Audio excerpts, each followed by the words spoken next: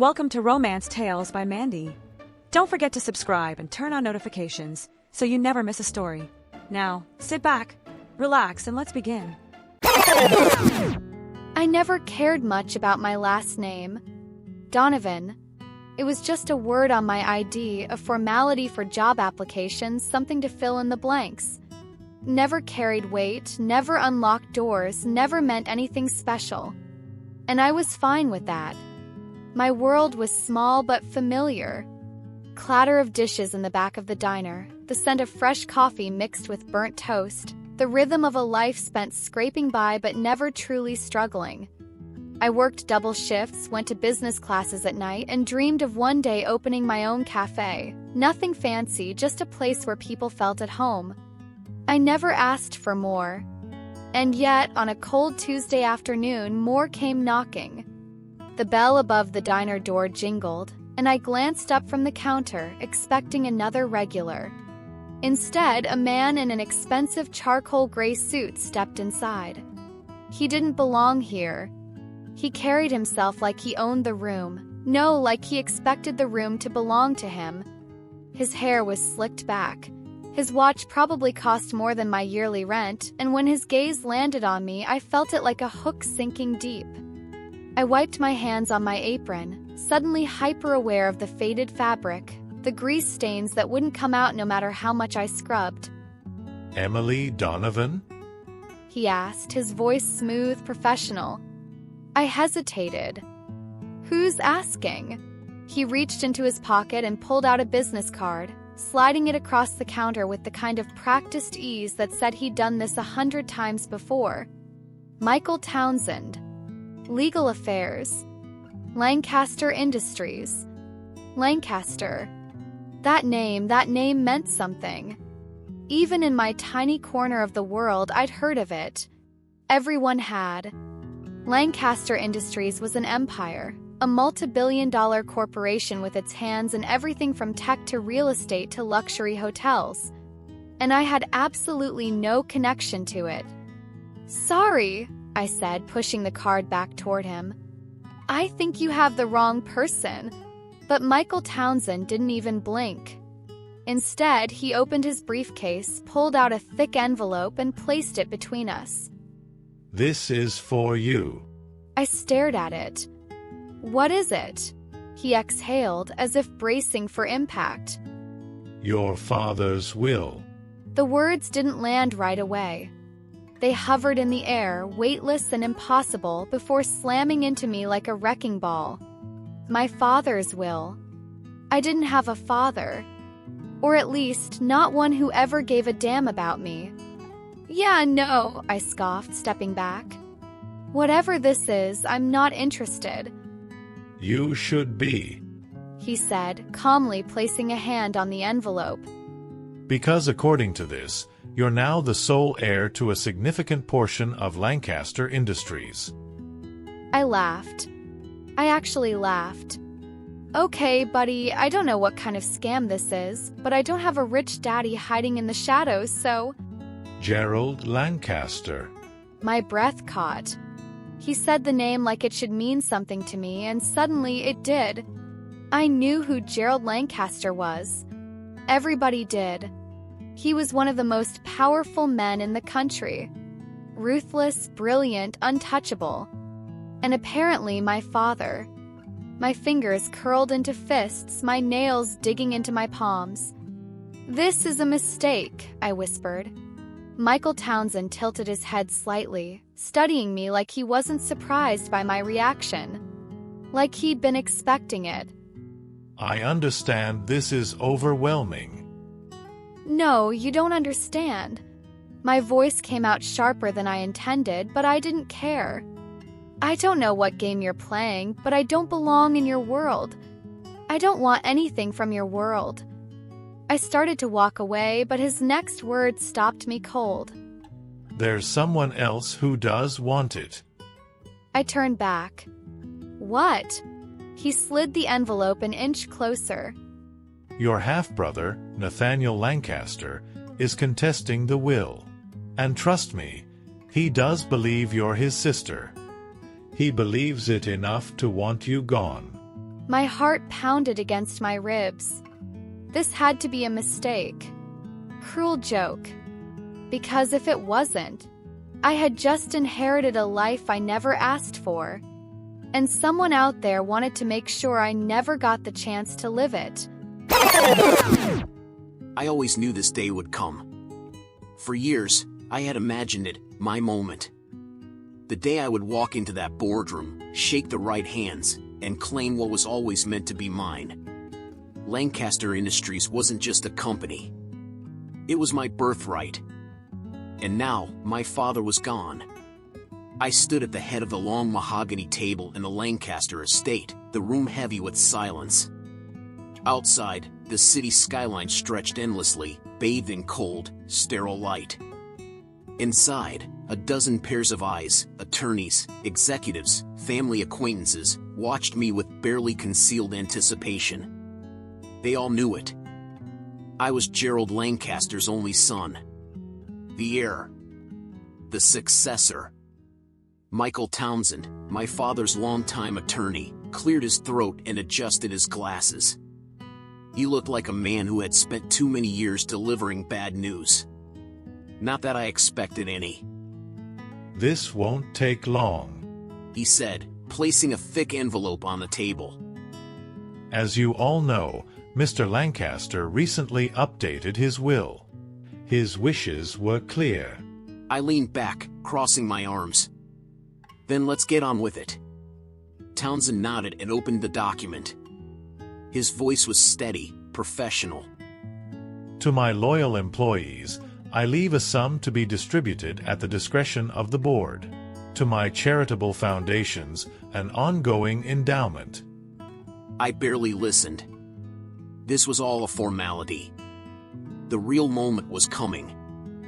And finally, regarding Lancaster Industries. Here we go. I sat up, already envisioning it. My father's voice, even from beyond the grave, passing me the torch. Naming me as rightful heir. The only choice. Townsend took a slow breath. I leave full control of my estate and majority ownership of Lancaster Industries to my daughter, Emily Donovan. The room dropped into absolute, suffocating silence. I blinked. For a second, I was sure I'd misheard him. What? Townsend adjusted his tie, like he was waiting for an explosion. Emily Donovan, his biological daughter. I let out a sharp, humorless laugh. That's impossible. No one spoke. I'm his son, I said, my voice low, dangerous. I've spent my entire life preparing for this. Who the hell is Emily Donovan? Townsend met my gaze with careful, measured calm. Your half-sister. Rage burned through me, quick and hot. Half-sister? I clenched my jaw, my hands curling into fists against the table. My father had an illegitimate daughter, and he left everything to her? No. This wasn't happening. This has to be a mistake, I said through gritted teeth. My father wouldn't do this. Townsend didn't flinch. It's legally binding. She is the rightful heir. Rightful heir. I felt the words like a slap across the face. For 34 years, I had lived in my father's shadow. Worked under him, studied him, molded myself into the man he expected me to be. I endured his impossible standards, fought tooth and nail to prove that I was worthy of carrying the Lancaster name. And now, some girl, some nobody, was taking it from me. I exhaled sharply, gripping the edge of the table to steady myself. Fine. If my father thought I would just accept this, he had underestimated me. Emily Donovan might have his name on a piece of paper. But Lancaster Industries? That was mine. And I would do whatever it took to make sure she never got her hands on it. They dressed me in power. A black designer suit, sharp and expensive. Diamond studs in my ears. A watch that probably cost more than my entire life savings. The heels were high, uncomfortable, meant for someone who knew how to walk through a battlefield of boardrooms without flinching. I was not that person. But here I was. The moment I stepped into Lancaster Tower, I felt the weight of it pressing down on me. The glass walls, the marble floors, the way people in pressed suits turned to stare as I walked past. Some curious, some skeptical. Most waiting for me to fail. I didn't belong here. And yet my name, my new name, was plastered across headlines, spoken in hushed voices by people who had never even looked in my direction before. Emily Lancaster, surprise heiress to $1 billion empire. Still didn't feel real. Just weeks ago, my life was simple. Coffee stains on my apron, late night studying, dreams of a future I could build with my own hands. Now I was being pulled into meetings I didn't understand, sitting in leather chairs across from men who had spent their entire lives playing a game I never even knew existed. I didn't want this. I didn't ask for this. But now I had to fight to keep it. 'Cause the moment I stepped into that conference room, I saw the truth written across every smug face at the table. They didn't see me as a leader. They saw me as a placeholder. A joke. A mistake that would soon be corrected. And at the far end of the table, Nate Lancaster leaned back in his chair, arms crossed, watching me with a slow, knowing smirk. Like he already knew how this story would end. Like he was just waiting for me to break. I swallowed hard, straightened my back, and met his gaze head-on. Not today. She actually thinks she can do this. I sit back in my chair, watching from the far end of the conference table as Emily fumbles with the documents in front of her. She's trying to keep up, nodding along as the board members throw out numbers and projections, but I can see it, the hesitation, the uncertainty in her eyes. She doesn't belong here. And everyone in this room knows it. This isn't her world. It never was.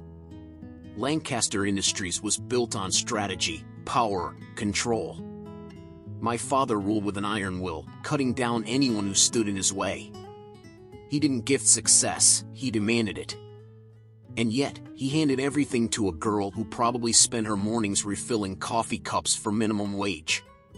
No. This company is mine. The boardroom is where I belong.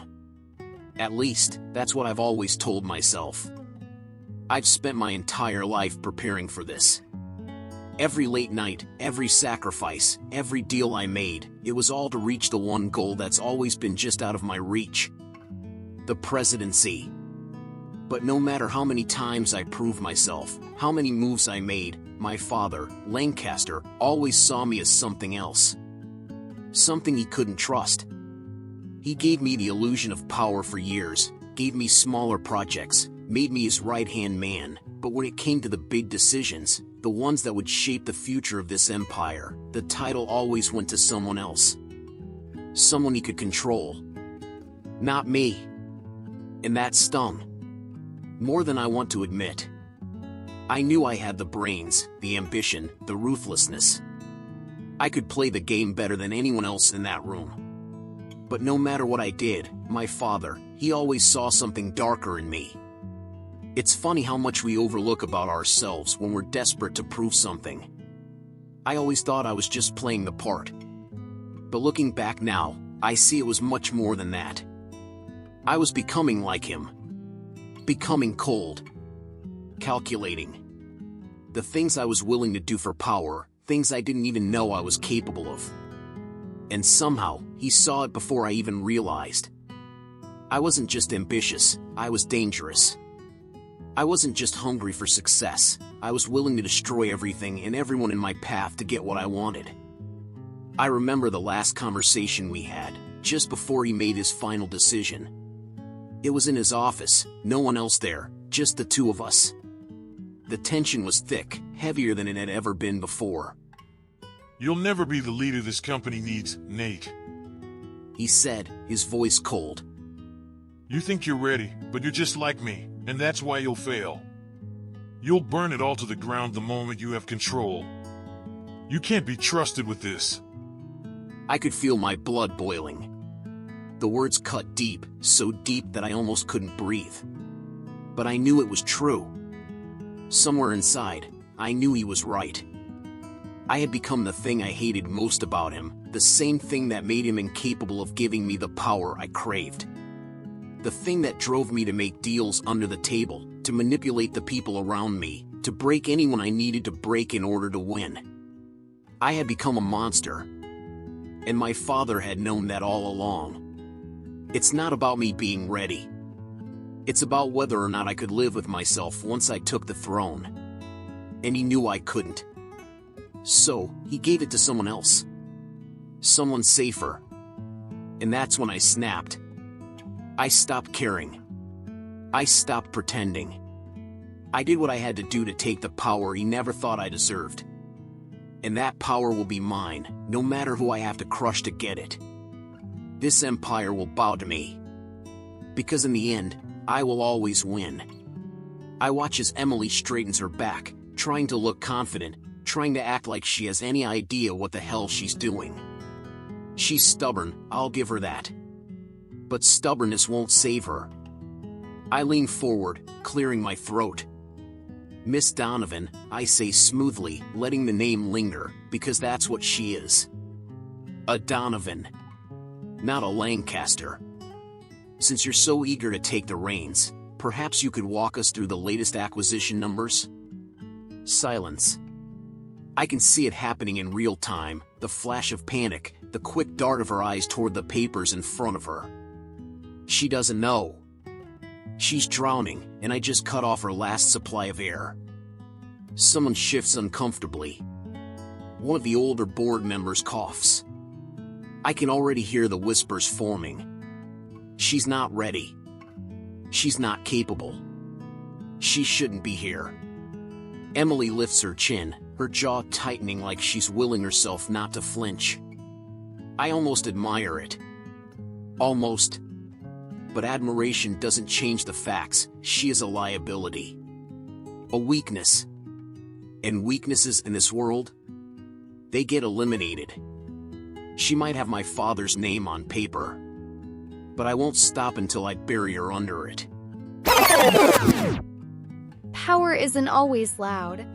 Sometimes it's just a man stepping into a room and making the air shift around him. A man who walks with quiet confidence, who doesn't need to demand attention because it already belongs to him. That's exactly what happens when Alex Hayes walks into my office. Alex Hayes, CEO of Hayes Enterprises, was a commanding presence. He didn't have to do anything to earn the respect of everyone in the room. The way he walked, like the ground beneath him, was his to conquer, and the simple act of sitting at the table. He was the kind of man who commanded attention in any room without effort. But it wasn't just that. There was something else about him, a certain energy maybe, the way he surveyed everything with a sharp, almost calculating gaze. It wasn't just his position or influence that captivated me. There was something deeper, something that made me realize I wasn't just looking at a rival CEO. I was watching a man who was more than just power or control. I don't stand. Not right away.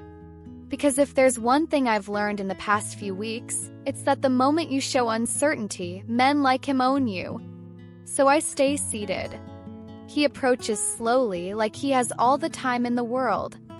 Tall, broad-shouldered, dressed in a perfectly tailored black suit that moves with him like a second skin. His dark brown hair is neatly styled, his sharp features impossible to ignore. But it's his eyes that hold me in place, deep brown, calculating, the kind that see everything. And right now they're seeing me. Miss Lancaster, He says smoothly, extending a hand. It's the first time someone has called me that without doubt, without hesitation. Like I actually belong here. I shake his hand. His grip is firm, controlled, deliberate. Mr. Hayes, I reply, keeping my voice steady. please call me Alex. He says, lowering himself into the chair across from me, completely at ease. I don't. Because I don't trust men like him. Not the ones who move through the world like it's theirs to claim. Not the ones who study you like a puzzle they're already halfway through solving. I'll be honest with you. He continues, crossing one ankle over his knee. Your father and I never saw eye to eye. We played on opposite sides of the board. But I always respected the way he played the game. A slow, knowing smirk tugs at his lips. I hold his gaze. And now, his eyes flicker with something unreadable. Now, there's a new player. A chill runs down my spine. This isn't a business meeting. It's a test. He's here to weigh me, to see if I'm fragile enough to break, inexperienced enough to manipulate. He doesn't see me as a CEO. He sees me as an opportunity.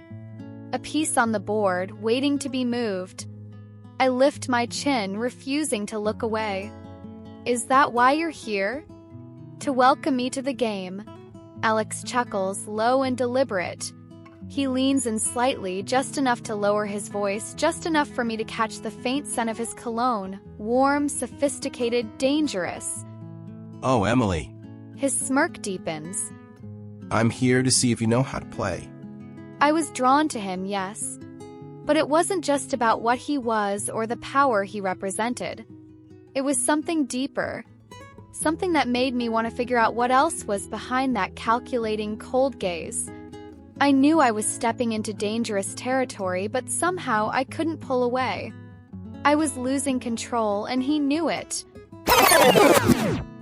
I came here to assess her, to measure the cracks, find the weak spots, figure out exactly how much pressure it would take before she shattered. Because Emily Lancaster isn't just some girl who got lucky. She's a problem. A problem I might be able to use. I expected a pawn. Someone naive, overwhelmed. Drowning in a world too big for her. A woman who didn't understand the weight of the crown she had just inherited. But now, sitting across from her in this sleek, glass-walled office, I realize I might have miscalculated. Emily is composed. She doesn't fidget, doesn't shrink under my gaze. And when I test her, pushing, prodding, laying traps in the conversation, she doesn't stumble. She sees them. She doesn't always know how to sidestep them. Not yet, but she's learning. Fast.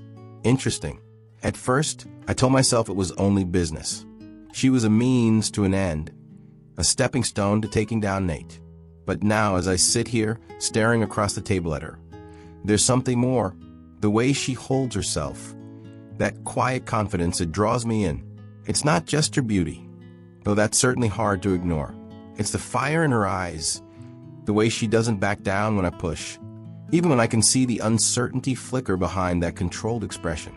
I've dealt with women like her before, strong, calculated, determined. But there's something about Emily that keeps me intrigued, even in the midst of everything. I imagine this transition has been overwhelming. I say smoothly, keeping my voice light, casual. Going for what was it? A café job. I tilt my head.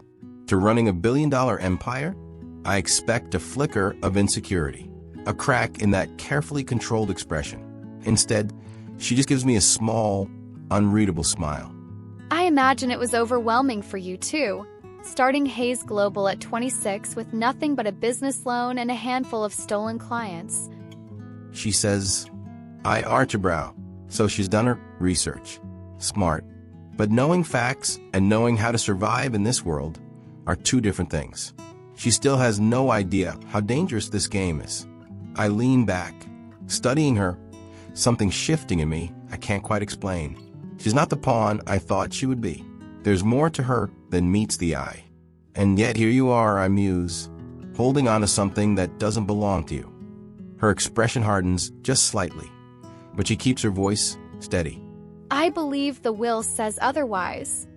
I chuckle low and approving. She's sharp, I'll give her that. But she's standing in the middle of a battlefield without realizing just how many people want her gone. And at the top of that list, Nate Lancaster. That's what brought me here. I wanted to dismantle Nate's empire for years. But his father was a wall I could never break through. Now that wall is gone. And in its place stands Emily. Unexpected, unprepared, but maybe just maybe useful. She wants to prove she belongs here. Nate wants to burn her to the ground. I could offer her something neither of them are expecting. A deal. I glance at her hand, resting on the desk, fingers curled just slightly. Her nails are neat, professional. No rings, no tells. She doesn't trust me. Good. She shouldn't. Because Emily Lancaster might be more than I expected. But she's still just a piece on the board. And I never lose at this game. But somewhere deep down, beneath the cold calculations, there's something else stirring. A gnawing feeling I don't quite understand. Something about the way she looks at me. The way her voice shakes just a little when she's angry. The quiet strength she tries so hard to keep hidden. It makes me wonder if I'm really in control of this game after all. Is it just business? Or is it something more? I don't know yet. But I'm starting to think I might not be able to walk away when the game is over. Starts with a whisper. A single article, buried in the business section of a mid-tier financial outlet. A subtle attack, just enough to plant the seed. Insiders expressed doubt over Lancaster Heiress's readiness to lead. Not an outright accusation. No, that would be too obvious. This is more insidious. A question left hanging in the air, waiting for people to answer it for themselves. And they do. Within hours, it spreads. Blogs pick it up, then bigger outlets. Soon, cable news is running segments on me, flashing my face across the screen like I'm some kind of case study in corporate nepotism. They talk about my lack of experience. They analyze my body language in board meetings. They compare me to Nate. And worst of all, they start calling me the one thing I swore I'd never be, a mistake. I stare at my phone, the headlines blurring together as I scroll. Did Richard Lancaster's last decision doom his empire? Can a former waitress handle $1 billion business? The fall of Lancaster Industries, how long before the crash? My hands tighten around the device. I know exactly who's behind this. This isn't bad luck. This isn't just the press being the press. This is deliberate. Precise. This is Nate. And I walked right into it. I should have seen it coming. I should have known that a man who spent his whole life preparing for this crown wouldn't just sit back and watch someone else wear it. This is just the beginning. A test.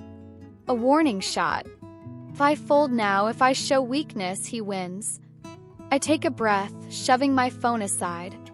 The headlines don't matter. The whispers don't matter. 'Cause I'm still here. And if Nate wants to take me down, he'll have to do a hell of a lot more than this. She's learning. Not fast enough to stop the first hit. Nate saw to that. But she didn't break. She took the punch, stood back up, and now she's pissed. Good. Anger is useful. It sharpens the edges, makes people willing to do things they wouldn't have before. And Emily Lancaster? She's about to learn that if she wants to survive, she'll have to stop playing fair. I find her in her office, standing by the window, arms crossed tightly over her chest. The city sprawls beneath her, glittering towers stretching toward the sky. Power and wealth laid out like a kingdom she never asked to rule. She hears me come in but doesn't turn. You're late, she says, voice clipped. I smirk, enjoying the slight edge in her tone. It's part of what makes her so intriguing. I wasn't aware we had an appointment. Now she looks at me. She's tired. I can see it in the slight tension in her jaw. The way her posture is just a little too stiff, like she's bracing for the next hit. They're tearing me apart, she says bluntly. She doesn't need to elaborate. I already know. I watched the headlines roll out, saw the market waver just enough to make her board nervous. I step closer, moving into her space, just close enough to make her feel the heat of my presence, but not too close to overwhelm her. And what are you going to do about it? Her lips pressed together. She wants to say she'll fight back, that she won't let Nate win, but she doesn't know how yet. That's where I come in. You think I don't see what you're doing? She says, tilting her head, those dark eyes narrowing just slightly as she tries to read me. You're enjoying this. Watching me scramble, waiting for me to get desperate enough to... To what, Emily? I interrupt smoothly, my voice low and controlled. But there's a hint of something else beneath it. Something raw. Ask for my help? Silence. There it is. The moment of hesitation. The flicker of uncertainty in those eyes. It's almost as if she's wondering why she's even considering asking me for anything. She doesn't want to need me, but she also knows she can't do this alone. I take another step, closing the distance, just enough to make her aware of me, of the pull between us that neither of us can ignore. I can make this stop, I say softly, my voice darker now, more intimate. Nate's playing dirty, and right now, you're still trying to fight fair. That's why you're losing. Her fingers tighten around her arms. She knows I'm right. She just doesn't want to admit it. You think I should stoop to his level? She asks, her voice edged with defiance. But I can see the cracks in it. I chuckle, a low, almost predatory sound that makes her tense. I think you should stop pretending you're not in a war. She exhales sharply, looking back at the window, at the city she's supposed to control but doesn't. Not yet. I can't help but watch the way she stands, how she holds herself, how much strength she's hiding beneath that cool exterior. Something about it draws me in more than I expected. I don't trust you, she says after a beat. I grin. Good, because trust isn't necessary. Not in this game. What matters is that she wants to win, and I can show her how. But as I stand there, looking at her, really looking at her, I realize something shifted. There's a strange pull between us, something I can't explain away with just business. Maybe it's the way her hair falls around her shoulders, or the fire in her eyes when she looks at me. Or maybe it's the way she makes me want to see her succeed, even if it's not in my best interest. I'm not sure yet, but I'll be damned if I'm going to walk away now. Alex Hayes thinks I'll bend. That eventually the pressure will crack me open and I'll take his hand, let him mold me into something useful for him. He's wrong. I didn't claw my way through life just to trade one leash for another. Nate wants to destroy me. The board is waiting for me to collapse. The media has already written my downfall. And Alex? He's just another man trying to control the pieces on the board. But I'm not a piece. I'm the one they never saw coming. I stare at the contract in front of me, the bold black ink spelling out the deal Alex is offering. He's clever, I'll give him that. Terms are enticing, a perfectly wrapped package that would solve everything. Crisis management, damage control, strategic partnerships. All I have to do is sign. All I have to do is let him guide me. I glance up at him across the table, and for a moment I feel a wave of heat I don't expect. He's watching me, those dark eyes steady, the faintest trace of a smirk on his lips. He knows exactly what he's doing. He's watching me like he already owns me, and damn it, I can feel the pull. The way his presence fills the room, the magnetic energy between us, the way he challenges me and makes me feel like I'm fighting for something real. But I refuse to be molded by anyone. It's not weakness to take help, he says smoothly. I meet his gaze, my pulse steady, but beneath the calm exterior, I feel a flutter of something I don't want to acknowledge. No, I agree. But it's weakness to let someone else own you. Something flickers in his eyes, an amusement, maybe even admiration, but it's gone too quickly for me to be sure. Alex is good at hiding his true thoughts. I push the contract back toward him. I won't be your pawn. He leans in just a fraction, his smile slow and deliberate, a challenge I can't quite ignore. You're making this harder on yourself, he murmurs, voice low and rich, a hint of something like desire in the way he speaks my name. Maybe, I say, my own voice steady despite the tension tightening in my chest. But at least it'll be my fight. I stand, smoothing my hands down my blazer, trying to hold on to the control I know I'm losing. I feel his gaze follow me as I move toward the door, heavy with something more than business. I don't look back. I can't, 'cause I know exactly what I'm walking into. A war. A storm. A game that was never meant for me to win. But if Alex Hayes thinks he can make me his, he's sorely mistaken. I'd rather lose on my own terms than let someone else decide my fate. But as I step out, there's a part of me, quiet, hidden, that wonders if there's more to this than just strategy. More to him than just a man offering a contract. Something deeper. Something I don't want to feel but can't deny. The way he makes me want to believe that maybe, just maybe, I'm not fighting this alone.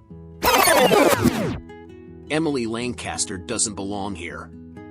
She can play dress up all she wants, wear the designer suits, sit at the head of my father's table, pretend she's one of us. But she isn't. She's a fraud. A mistake my father refused to erase. And now she's standing in my place, holding the empire that should be mine. Not for much longer. I gave her a chance to crumble on her own. The press, the doubt, the weight of an industry she knows nothing about, I thought it would break her. It didn't. So now, I'll have to break her myself. I watch the numbers shift on the screen in front of me. The stock is holding. She survived the first hit. But survival isn't enough, not when she's still standing on my throne. That's why I've been working on something else. Something final. Are you sure about this? Carter, my attorney, hesitates beside me. He's loyal, but he doesn't have the stomach for this. He thinks I'm going too far. He's wrong. This isn't just business, I say, my eyes never leaving the screen. This is personal. And it is. Because Emily Lancaster isn't just my competition. She's the embarrassment my father left me with. The reminder that I was never enough for him, not enough to be his only child, not enough to be his first choice. So I'll erase her. I lean back in my chair, fingers tapping against the desk. Drop it, I instruct. Carter exhales sharply, but he does as he's told. A few keystrokes. A single command. And then, boom. The story hits the internet like a bullet. Lancaster heiress caught in corporate fraud scandal. Did she fake her way to the top? It's bullshit. Fabricated. I even had my own sources feeding me information, some from the usual places, some from someone closer to her than she'd ever suspect. Twisted half-truths and well-placed lies. But it doesn't matter. People don't care about facts. They care about scandal. They care about watching someone fall. And Emily? She's about to hit the ground hard. Trust is a fragile thing. I thought I was careful. Thought I kept my circle small enough, my guard high enough. But I was wrong. 'Cause betrayal never comes from the outside. Comes from within. The article is everywhere. My name, my company, my reputation, all dragged through the mud in bold, screaming headlines. Lies mixed with just enough truth to make them believable. Corporate fraud. Ethics violations. A woman out of her depth, pretending to be something she's not. I can almost hear Nate laughing. I should be panicking. Should be scrambling to do damage control. But all I can feel is this slow, cold rage curling through my veins. 'Cause someone helped him. This wasn't just an attack, it was precision. An inside job. I pace my office, my mind racing through the possibilities. Who had access? Who knew enough to leak the right information, twist the right details? I trusted these people. And one of them just put a knife in my back. My phone buzzes. A text from an unknown number. Check your inner circle. He's closer than you think. I freeze. My stomach twists. There's only one person who's been with me through everything. One person who had my back from the moment I stepped into this world. I don't want to believe it, but I have to be sure. I grab my coat and head for the door, my heart pounding. If this is true, if the person I trusted most sold me out to Nate, then I'm not just fighting for my company anymore. I'm fighting to survive. I should walk away. That was always the plan. Get close, use her, take Nate down, and walk away clean. But somewhere along the way, the lines blurred. Now, I'm standing too close to the fire, and I'm not sure I want to move. Emily Lancaster wasn't supposed to be interesting. She was supposed to be desperate, naive, and easy target. Just another player in this game. But she's not. She's stubborn, sharp, tougher than I expected. And when she looks at me, like she's trying to figure me out, it makes something tighten in my chest in a way I don't like. She's dangerous. Not because she's a threat to my plans. Because she's a threat to me. I catch myself watching her too often. The way her jaw clenches when she's pissed. The way she squares her shoulders before walking into a room full of people who want her to fail. The way she refuses to break, even when it would be easier. And now Nate's made his move. The scandal, the betrayal. It's closing in on her fast. And I should be stepping back, letting the chaos swallow her whole. Instead, I'm the one pulling her out of it. The one standing in the line of fire when I should be the one lighting the match. But there's something here I can't ignore. Something that doesn't add up. Who leaked those details? Who pushed Nate's attack so precisely? The information wasn't just public knowledge. It was targeted. Someone wanted to bring Emily down. And they used her own secrets against her. I'm sure of it, but I didn't do it. At least not directly. And Emily? She's been so focused on Nate that I don't think she realizes someone on her side might be playing a part in this. But that's my mess to untangle. This wasn't the plan. I sit in my office, fingers steepled, jaw tight. I need to fix this. Create distance before I do something stupid. Before I make a mistake I can't undo. Before I start seeing her as something more than a pawn in the game. But it's getting harder to see her as just that. I'm supposed to be calculating, detached. Yet there's something about her fight, the way she stands tall against the storm, something that keeps me off balance. I can't stop thinking about her. Then my phone vibrates. Emily. I stare at her name on the screen, my pulse kicking up. I should ignore it. I don't, because it's already too late. There are moments in life when you know you're about to make a mistake. You see the edge. You feel the pull. And you jump anyway. I shouldn't have called him. I knew that the second I heard his voice on the other end of the line. But I still did it. Because after everything, after the headlines, the betrayal, the sinking feeling that the walls were closing in, there was only one person I wanted to see. And now he's here. Alex stands in my office, his expression unreadable, his dark eyes locked on me like he's trying to figure me out. I shouldn't be here. He says, voice low, almost apologetic. I swallow hard. I know. Silence stretches between us, thick and heavy, filled with all the things we're not saying. But the silence doesn't last. Did you do it? I ask, the words slipping out before I can stop them. Alex's brow furrows, and the air around us grows colder. His eyes narrow just slightly, disbelief flashing across his face. What are you talking about? You think I don't know? I cross my arms over my chest, refusing to break eye contact. You leaked those damn details to Nate, didn't you? You're playing me just like everyone else. Alex takes a step forward, his jaw tight, the tension crackling between us. I didn't do it. He growls, his voice low but certain.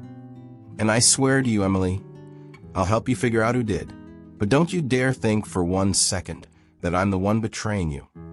I want to say something. I want to keep pushing to make him explain himself, to tear this all apart and figure out exactly where we stand. But I can't.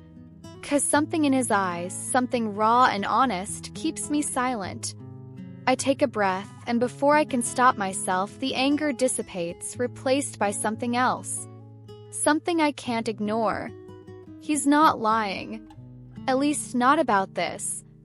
I glance away, trying to regain my composure, but it's impossible. The air feels heavy now, thick with all the unspoken things between us. And no matter how hard I try to push them aside, the pull is still there. Till I should send him away. I should keep my distance. This is business. He's a strategist, always looking for ways to gain control. He doesn't want me, he wants what I can offer. But then he takes another step forward. And that's it. The final straw. My breath catches as I feel the heat between us flare. It's impossible to resist any longer. Not when he's so close. Not when everything inside of me is screaming to just feel something, anything, to stop thinking about everything crashing down around me. I don't know who moves first. All I know is that his mouth crashes onto mine, hot and demanding, his hands gripping my waist like he can't let go. Like he doesn't want to. I feel his breath on my skin, feel his lips devouring mine with an intensity one didn't expect, didn't want but needed more than I could admit. The kiss is wild, urgent, a release of everything we've been holding back. I should pull away. I should stop this. But I don't. And for one reckless, desperate second, neither do I.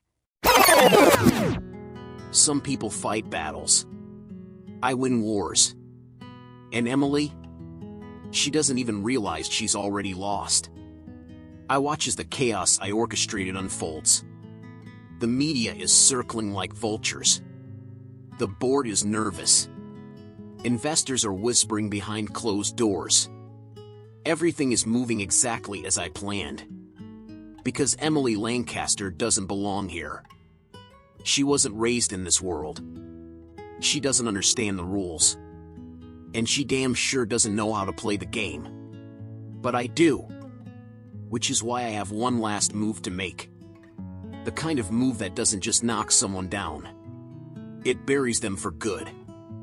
I lean back in my chair, fingers steepled, a slow smirk curling on my lips. Because I have a secret. A bombshell that's going to rip through her perfect little moral high ground and leave her standing in the rubble. I found something. A document. Buried deep in Lancaster's personal records, hidden where no one was supposed to look. Proof that a child was adopted. Not just any child. A Lancaster heir, one who was never his by blood. And Emily? She's been claiming a legacy that may not be hers at all. She wasn't his daughter. She was chosen. Handpicked. A replacement for something he lost. And suddenly, her claim to the empire isn't as airtight as she thought. Because if this comes out, the board won't just question her ability to lead. They'll question if she has any right to be here at all. She thinks she's struggling now. She has no idea what's coming. Because once I drop this, there's no coming back. No saving face. No last-minute redemption. Just the end. And I never lose. There are moments in life when the ground beneath you doesn't just shake, collapses, and you're left standing on nothing. The headline hits like a wrecking ball. I barely register the gasps of my team, the panicked calls from my lawyers, the cold silence from the board members who were already looking for an excuse to doubt me. I can't even breathe. 'Cause right there, splashed across every major news outlet, is a truth I didn't see coming. A truth that makes my stomach plummet. I shouldn't have been so naive. I should have known Nate wouldn't just sit back and let me take what he thinks belongs to him. But I wasn't prepared for this. For my entire existence to be questioned. For the whispers to start. Is she really Lancaster's daughter? Could her mother have been lying? Does she even deserve any of this? The doubts sink in like poison, spreading fast. And the worst part? For a second, just a single terrifying second, I ask myself the same thing. Who am I, really? What if I was never supposed to be here? What if I'm just some mistake? A fraud? I feel the walls closing in. The weight of the world pressing down on my chest. And then, my phone buzzes. A single message, From him. Alex. Come to me. I stare at the screen, my pulse hammering in my ears. 'Cause I know what this means. If I go to him, there's no turning back. But if I don't, I might not survive what comes next. There's a moment before a high-stakes gamble where time slows down, where you know without a doubt that after this, nothing will ever be the same, and yet you still go all in. Emily walks into my office like a storm that hasn't decided if it wants to destroy everything in its path or beg to be saved. Her face is unreadable, but her eyes, they tell me everything. She's unraveling, she's breaking, and the world is watching, waiting for the final crack. I don't think, I don't hesitate. I just move, because I know exactly how this game is played. I know the only way to win. I lean back in my chair, fingers tapping against the polished wood of my desk, watching the breaking news on the screen. The same headlines that were tearing her apart an hour ago, gone, replaced by something much bigger, much worse for Nate. Emily finally notices the TV behind me. Her lips part, her breath catching. Her voice is barely a whisper. What did you do? I meet her eyes, steady, unwavering. I buried him. The footage plays on every network. Leaked emails, documents, proof that Nate had been manipulating stock values, using company assets for personal gain, bribing officials. I had my people dig for weeks, and when the time was right, I pulled the trigger. Emily shakes her head, disbelief flickering across her face. This could destroy him. I lean forward, voice low. That was a point. She's silent, processing. She should be angry. She should be questioning why I did this. But instead, she whispers, You just made an enemy. I already had one. But now Nate Lancaster knows exactly what I'm capable of. And I don't lose. Not when it comes to business. And sure as hell, not when it comes to her. Fear is a parasite. Clings to your skin, seeps into your bloodstream, whispers in your ear that you're not strong enough, not smart enough, not worthy enough. I've spent my entire life listening to that voice. But not anymore. I won't run. Not from him. Not from this. The boardroom is silent when I enter. A battlefield before the war begins. Nate is already seated at the head of the table, legs crossed, looking like a king waiting for his subjects to kneel. Too bad I never learned how to bow. Emily, He greets smoothly, a smirk playing at his lips. you're braver than I thought. I'm exactly what you feared I'd be. I take the chair across from him, meeting his gaze without flinching. He laughs, shaking his head. You really think you can win this? I don't answer. I don't need to. 'Cause the moment I walked into this room, I already won. The doors swing open behind me, and every head in the room turns as Alex steps inside. Nate's smirk falters. Good. 'Cause Alex wasn't supposed to be here. He takes the seat next to me without a word, his presence a silent declaration. He's on my side. And Nate knows it. For the first time I see it, the flicker of doubt in his eyes. That's the thing about men like him. They only know how to fight when they have the upper hand. But I'm done playing his game. I lean forward, my voice steady, unshaken. You spent your whole life making sure no one could take this from you. My lips curl into something that isn't quite a smile. But you never thought someone like me would walk through that door. His jaw tightens. I press on. This is over, Nate. His fingers clench against the table, his mask cracking just enough for me to see what's beneath it. Panic. 'Cause he knows. He knows that for the first time in his life, he's already lost. There's a moment right before the final move where everything slows. Chaos fades. The noise dies down. And all that's left is me, standing at the top of the empire they swore I could never hold. They tried to break me. Nate, the board, the media. They waited for me to crumble, to prove that I was just a girl in over her head. But they forgot something. I've been fighting my whole damn life. I didn't choose this war, but I sure as hell wasn't going to lose it. And now? Now it's over. I step into the boardroom, the weight of every battle, every betrayal, every lesson carved into my bones. Nate is already there. He's seated at the head of the table, my seat, because he still thinks he's won. He thinks the whispers in the shadows, the rumors of my illegitimacy, are enough to burn me down. He doesn't know I found the truth before he could use it against me. He doesn't know he is the lie.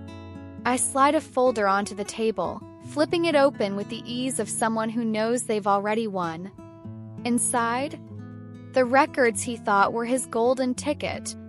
The adoption papers, the carefully buried scandal of my real mother, the affair my father tried to erase. I know what you found, I say, my voice calm, measured. But you made one mistake. I lean in, letting him see it in my eyes, the certainty, the unshakable truth. The name on the original adoption file. Not mine. His. I see it hit him. The slow realization. The unraveling. He spent his life thinking he was the rightful heir. That he was chosen. But he wasn't. He was a desperate move, a carefully orchestrated deception. Because years ago, when my mother fled with me, it wasn't out of shame. It wasn't out of guilt. It was out of fear. She was forced to leave. My grandmother, my father's mother, made it clear she would never accept me. The bastard child. Product of an affair. My father wanted to go after her. He wanted to bring us back. But then came her. Nate's mother. The woman who had been waiting in the shadows, the woman who saw an opportunity and took it. She lied. She told my father she was pregnant, told him she was carrying his real heir. And when that lie threatened to unravel, she adopted Nate. She made sure my father believed the baby was his, made sure the world never questioned it. And Nate? He grew up believing he was destined for this. That it was always his. But it never was. And now, as he stares at the papers in front of him, at the truth he never saw coming, I watch it all collapse. I could drag this out. Watch him suffer. Make him beg. But I don't. I just lean in, meeting his eyes with the cold, unwavering truth. You thought you'd prove I wasn't a Lancaster, I say, my voice quiet. Lethal. Turns out the only fraud in this family is you. Silence. Kind that crushes. The kind that destroys. I don't need to say more. The board knows. The media knows. And now? The world knows Nate Lancaster was never a Lancaster at all. The fraud. The manipulator. The man who spent his life clawing for this empire, the man who tried to steal it from me, he was never even in the running. It's over. For him. For everyone who tried to bury me. I take my seat at the head of the table. My seat. The weight of it settles around me, but I don't shrink. I don't hesitate. Because I didn't ask for this world. But it's mine now. I should feel invincible. But when I step out onto the balcony later that night, staring at the skyline stretching before me, there's only one thing missing. Alex. I don't know where he stands now. I don't know if he's still playing the game, if he'll walk away now that there's nothing left to win, or if what we had, what we were becoming, was ever real at all. But as I turn back toward the empire I just took, I know one thing. No matter what happens next, I'm ready. I should have stayed. I should have watched Nate burn.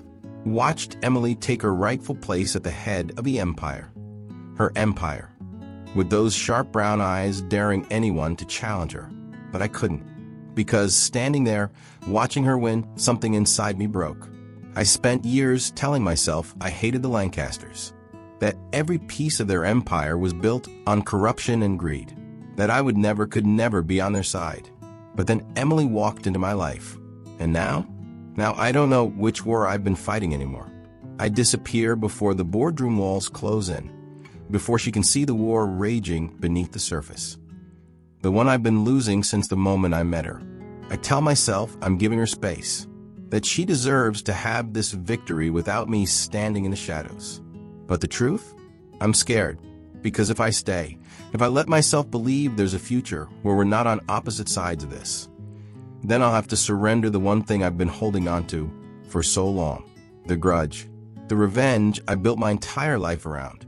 The Lancaster name was supposed to be my enemy, not the woman who carries it, not the woman who looks at me like I'm worth saving, even when I don't deserve it. I should walk away, but I can't. Not from her. Not now. I find myself at her office where we met that night. The night everything between us shifted. The city sprawls beneath me, lights flickering in the dark. I think about the first time I kissed her, how she tasted like something dangerous and sweet, like secrets she was too afraid to speak out loud, how she looked at me like I was the last person in the world she should want, but wanted me anyway. The door creaks open behind me. I know it's her before she says a word. Her heels click against the concrete, slow and deliberate. She stops beside me, close enough that I can feel the heat of her body, but not close enough to touch. She doesn't look at me right away, just stares out at the skyline, the empire she just claimed as her own. You disappeared, she says quietly. There's no anger in her voice, just understanding. I close my eyes for half a second, letting the weight of it sink in. I didn't know if I belonged in that room. She's quiet for a long moment. Then, you belong wherever I am. Fuck, this woman is going to ruin me. I finally turn to face her, and for the first time in what feels like forever, she's not guarded, not fighting. She's just Emily, the girl who never asked for any of this, the woman who took it anyway. I swallow hard, trying to find the words, trying to explain that the war I've been fighting isn't with her anymore. It's with myself. But she beats me to it. I know what this company did to you. Her voice is steady, but there's a flicker of vulnerability in her eyes. I know what my father did. And if walking away from me is the only way you can win that fight, I won't stop you. I feel my chest tighten. But I think maybe it's time to stop fighting. Her words slice through the last piece of armor I've been clinging to, because she's not asking me to surrender to her empire. She's asking me to surrender to her, to us. I step closer, closing the distance between us inch by inch. I don't give up easily, Emily. A small, knowing smile curves on her lips. I know. I brush my fingers along her jaw, tilting her face up to mine. Her breath hitches, like maybe she wasn't sure if I'd ever touch her again. Like maybe she's been fighting this battle just as hard as I have. I spent my whole life wanting to take down the Lancasters, I murmur, my thumb tracing the curve of her cheek. Her eyes flick between mine. And now? I lean in, letting my forehead rest against hers. Now, I just want you. Her breath catches, soft, broken. For a second, neither of us moves. Then she's in my arms, her mouth crashing against mine in a kiss that tastes like surrender and promises we're still too scared to make. I pour everything into that kiss. Every battle, every betrayal, every sleepless night spent wanting her when I had no right to. When we finally break apart, her eyes are glassy, her hands still gripping the front of my shirt like she's afraid I'll disappear again. I brush a strand of hair from her face, searching her gaze. What if we stop fighting each other? I ask quietly. What if we build something better? Her lips part, surprised maybe, hopeful. A merger? She whispers. A slow smirk tugs at the corner of my mouth. Something like that. She exhales a shaky breath, her forehead pressing against mine. I thought you'd never ask. I kiss her again, slower this time, like maybe this was always the only war that ever really mattered. By the time we pull away, The skyline is stretching toward dawn, the city stirring beneath us. I know there's still hell to pay. I know the past won't disappear overnight. But standing here, with her in my arms, her empire at our feet, for the first time in my life, I'm ready to stop fighting. Because some wars are worth surrendering to. 2 years ago, I walked into this world as an outsider. A girl with the wrong name, the wrong past, trying to claim something that was never supposed to be mine. Now I wake up every morning next to the man who taught me how to fight for it and how to share it. The empire isn't just mine anymore. It's ours. Lancaster and Hayes. They called it the merger of the decade, 2 legacies colliding, reshaping the market. The headlines spun their stories: power couple, corporate royalty, a love story built on scandal. But they'll never know what it really took to get here. How many battles we had to fight. How many times we almost lost each other along the way. I lean against the balcony railing, watching the sun melt into the city skyline, the same view that used to make me feel like I was standing at the edge of a kingdom I'd never truly belonged to. But not anymore. I hear him before I feel him, bare feet against the hardwood, a glass of wine in one hand, the other wrapping around my waist from behind. Alex presses his mouth to the curve of my shoulder, slow and lazy, like he's memorizing the taste of me. You're working too hard again. I smile, leaning back into him. Maybe. His hand slides down to rest over my stomach. Barely a curve there yet, but he knows. He's known since the moment the test turned positive, weeks before I could even find the words to tell him. You're building something bigger now. He murmurs against my neck. You can let the empire breathe for a little while. I cover his hand with mine, fingers lacing together over the secret only we know. This baby wasn't part of the plan. Then again, neither were we. But some things are bigger than plans. I turn in his arms, tilting my face up to him. I always thought this world would break me. His thumb brushes along my jaw, eyes soft in a way only I ever get to see. It almost did. I smile faintly. But then you caught me. Alex leans down, pressing his forehead against mine. You didn't need me to catch you, Emily. You were always going to land on your feet. He kisses me slow, like we have all the time in the world. And maybe we do. I glance out at the skyline one last time, the city glowing beneath us.